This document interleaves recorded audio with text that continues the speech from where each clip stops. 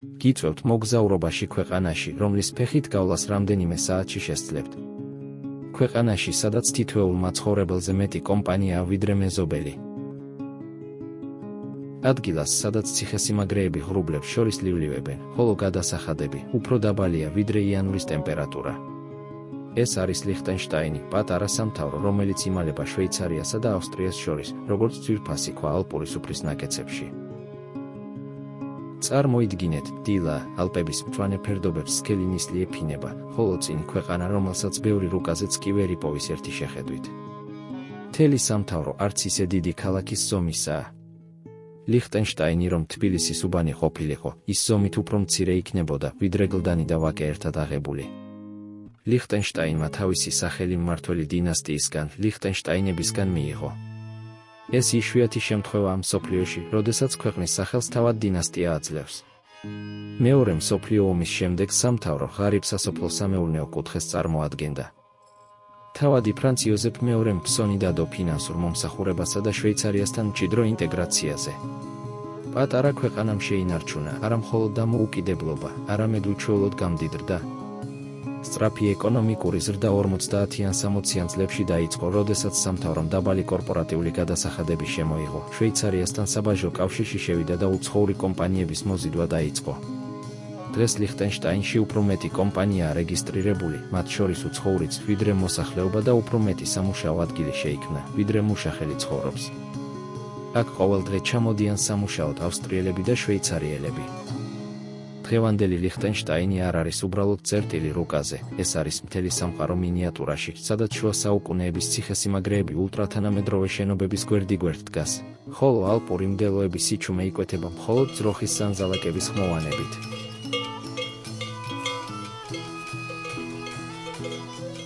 აქ მოხვედრისას გრძნობ რაღაც კამერულ ატმოსფეროს. ყველაფერი ახლოს არის. მთები, ციხესიმაგრეები, მოვლილი სახლები, ვენახები, ხოლო სადღაც შორს ალპების მწვერვალები ბრწყინავენ. აქ არ არის აეროპორტი, არც საკუთარი განვითარებული რკინიგზა. ქვეყნის გავლით მხოლოდ ერთი სატრანზიტო ხაზი გადის, რომელიც ავსტრიასა და შვეიცარიას აკავშირებს, მაგრამ მატარებლები იშვიათად ჩერდებიან ლიხტენშტაინში, მიუხედავად იმისა, რომ აქ 4 სადგურია. ამიტომ აქ მოსახვედრად ჯობს ავტობუსით ან მანქანით ისარგებლოდ. ლიხტენშტაინის ფართობი, ერთადერთი სახელმწიფოს, რომელიც მთლიანად ალპებში მდებარეობს, მხოლოდ 160 კვადრატული კილომეტრია.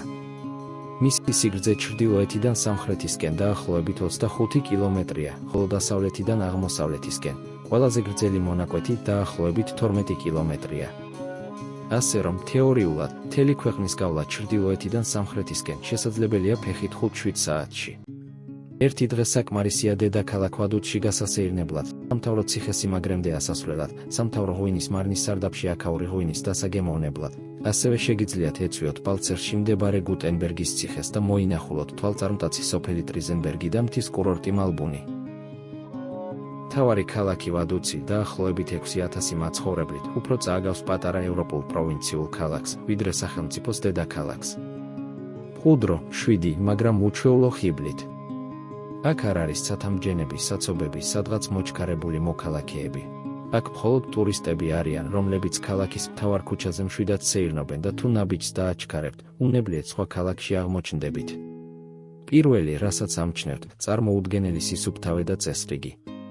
ქუჩები გარეცხილია, ყვავილნარები იდეალურია, ჰაერში კი ალპური სუფთა სურნელის და ფულის სუნი ტრიალებს, მაგრამ არა იმის, რაც ჯიბეში შრიალებს, არამედ ადგილობრივ ბანკებში რო ინახება. ლიხტენშტაინი, მინი ფორმატის ფინანსური გიგანტია. ქვეყანას არ გააჩნია ნავთობი, გაზი ან ოქრო. მაგრამ აქვს ბანკები და მაღალტექნოლოგიური ინდუსტრია. ლიხტენშტაინმა მსოფლიო ფინანსური მომსახურების ერთ-ერთ ცენტრად დიდი სახელი მოიხვეჭა. ლიხტენშტაინის სახელმწიფოვალი პრაქტიკულად ნულის ტოლია. ლიხტენშტაინის დედაქალაქში მოხვედრისთანავე თვალში გვხვდებათ სამთავრო ციხესიმაგრე. წარმოიდგინეთ, მიდიხართ ვადუცის ვიწრო ქუჩაზე და უცებ თქვენს წინაშე კლდე აღმოჩნდება, მასზე კი კოშკებითა და დაკბილული კედლებით შემოსილი ციხეა ამაღლებული როგორც სამთავროს დარაჯი. ვადუცის ციხე არა მხოლოდ სამთავროს მთავარი ღირსშესანიშნაობაა, არამედ ლიხტენშტაინების მმართველი დინასტიის რეზიდენცია. მისკენ დაკლაკნილი ბილიკით მიმავალს დროდადრო ჩერდებით, რათა აღფრთოვანდეთ ვადუცის სახურავებით, რაინის ხეობით და შორს ამაღლებულ ალპებით, რომ ეს სილამაზე კამერაზე აღბეჭდოთ.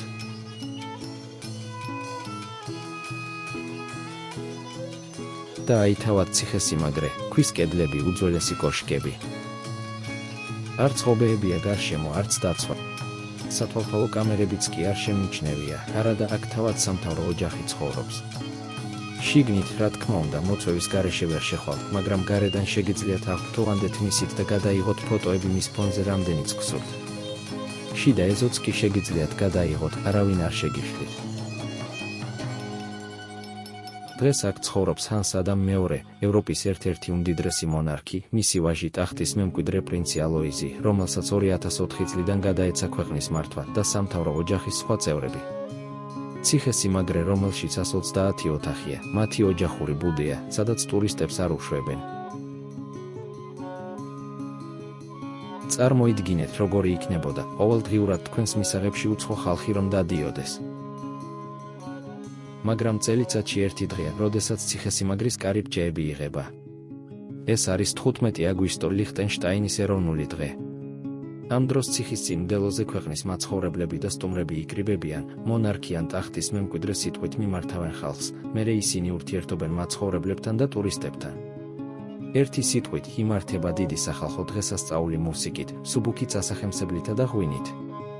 როგორც სამთავროს მაცხოვრებლები ამბობენ, ასეთ მომენტებში ცოცხლდება შეგრძნება, რომ მონარქი არაშორეული, მიუწვდომელი ფიგურაა, არამედ უბრალოდ მეზობელია, თუნდაც მთაზე ციხესიმაგრით. საცხოვრებელ ოთახებში, სადაც სამთავრო ოჯახი ცხოვრობს, რა თქმა უნდა, ამ განსაკუთრებულ დღესაც კი ვერ მოხვდებით. მხოლოდ ციხის ეზოში შესვლა, მის შიდა ტერიტორიაზე სეირნობა და მისი ატმოსფეროს შეგრძნებაა შესაძლებელი. მაგრამ იმის დანახვა, თუ რა არის ციხის შიგნით, მაინც შესაძლებელია. ამისთვის შეიქმნა ციხის ვირტუალური 3D ტური. ამ გვერდის მონახულებით შეგიძლიათ იმოგზაუროთ შიდა ტერიტორიაზე და ციხის ინტერიერის ნაწილიც კი ნახოთ. ეს შესანიშნავი საშუალებაა იმ ადგილების მოსანახულებლად, სადაც ჩვეულებრივი ვიზიტორებისთვის შესვლა აკრძალულია. ვადუცის მაცხოვრებლები ყვებიან, რომ სამთავრო ციხესიმაგრეში დროდადრო ჩნდება თეთრი ქალბატონის მოჩვენება. ეს არის გრაფინიას სული უძველესი მომფორების საგვარეულოდან, რომელსაც ციხე ლიხტენშტეინებამდე ეკუთვნოდა. მის ბედს მრავალი ტრაგიკული ისტორია უკავშირდება. ზოგი ამბობს, რომ მას ღალატის ეჩვით აწამეს, სხვები, რომ ციხეში შემთხვევითი უბედურების შედეგად დაიღუპა. კიდევ ერთი ლეგენდის თანახმად, გრაფინიამ ციხე ალყის დროს დაიცვა და ოჯახის გადასარჩენად თავი შეიწირა. სიკვდილის შემდეგ მისი სული თითქოს ციხის კედლებში დარჩა.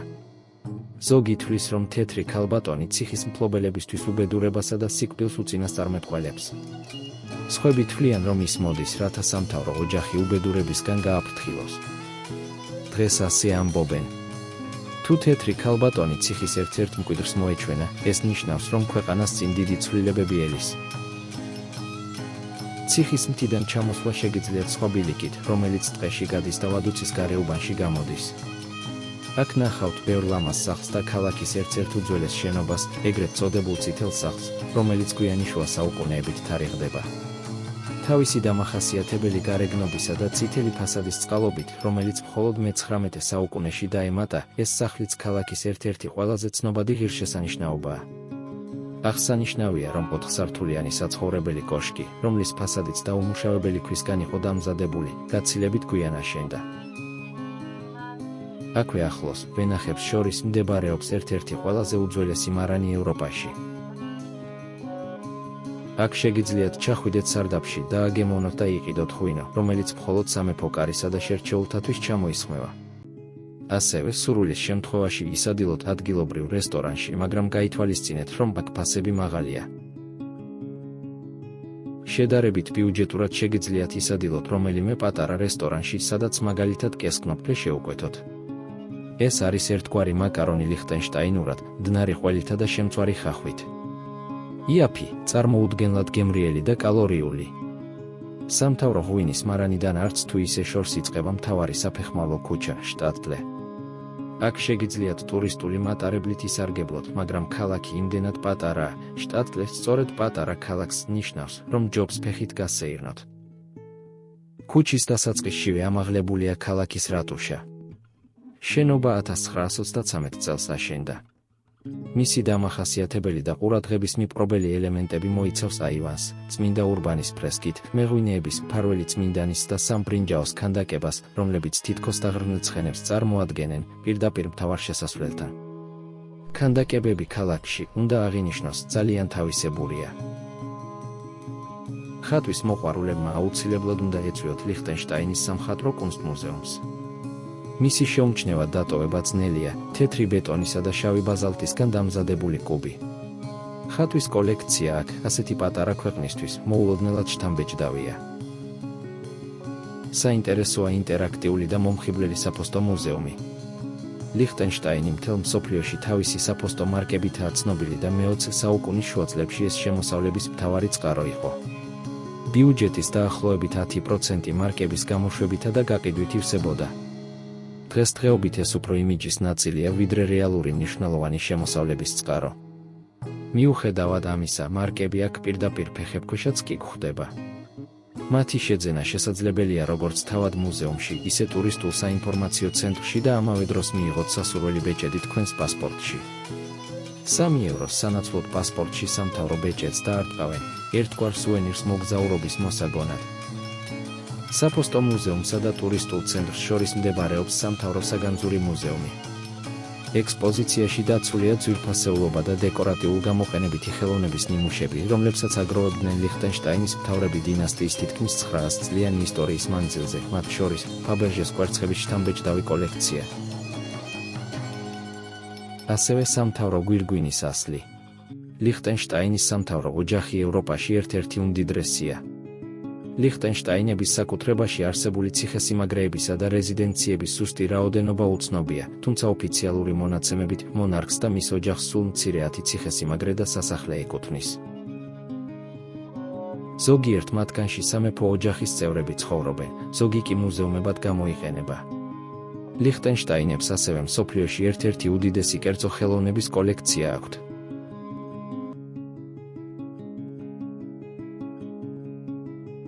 და აი პარლამენტის შენობაც, ლანდტაგი. ლიხტენშტაინი არა აბსოლუტური, არამედ კონსტიტუციური მონარქიაა. აღსანიშნავია, რომ 2003 წელს მონარქმა ჰანს ადამ მეორემ კონსტიტუციაში ცვლილებების პროექტი რეფერენდუმზე გამოიტანა. მას საკუთარი უფლებამოსილების გაფართოება სურდა. საკანონმდებლო ორგანოს გადაწყვეტილებებზე ვეტოს დადების უფლება, ლანდტაგის დათხოვნა და მოსამართლეების დანიშვნა. ამან ცხარე დებატები გამოიწვია. ბევრი მიიჩნევდა, რომ 21 საუკუნეში ევროპაში მონარქისთვის ასეთი უფლებამოსილებები გადაჭარბებული იყო. მონარქმა კი პირდაპირ განაცხადა. თუ ხალხი მას არ ენდობა, ის მზად არის ქვეყანა ოჯახთან ერთად დატოვოს, ხოლო თავისი მამულები, რომლებიც იურიდიულად თავად სამთავროს ზომებთან შედარებით უზარმაზარია, შეიძლება მიყიდოს, თუნდაც ბილ გეიტსს. საბოლოოდ რეფერენდუმზე მოსახლეობის უმრავლესობამ, 64%-ზე მეტმა, მხარი დაუჭირა მონარქს.